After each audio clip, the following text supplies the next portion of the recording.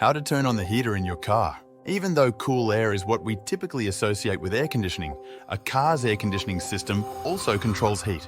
Most cars only require you to start the engine. Set the temperature to your preference and turn on the fan to start the heater. You want to feel secure and warm inside your car when the weather is cold? Then you really should know how to turn on the heater in your car before the car's engine is warm enough for it to start blowing hot air. You might have to wait between 5 and 10 minutes. So, let's learn how to turn on the heater in your car. Turning on your car heater automatically. Very little effort will be required if your car has an automatic heating and cooling system.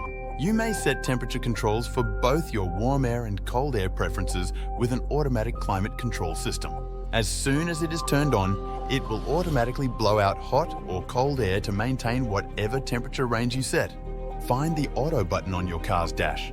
Press it to start your automatic climate control, and then set the preferred temperature you want in the car or on both sides if your car has dual climate control. You simply need to press the auto button once after entering the temperature range the first time to start the warm air flowing. If you have found this video informative so far, kindly like and subscribe to this channel, and let's continue with the video. Turning on your car heater manually. Unfortunately, some of the older car models currently available do not have an automatic climate control option. Naturally, most people probably prefer the manual way of operating, so you can regulate the temperature of the vehicle as your body temperature changes. You will have to manually turn on the automobile heater if you don't have or don't want to use an automatic heater and cooler. However, here's how to do it. Start your car's engine, then let it idle for a while to warm up, between 5 and 10 minutes. To increase the heat, press the increase button on your digital display, spin the dial or wheel, or toggle the temperature button.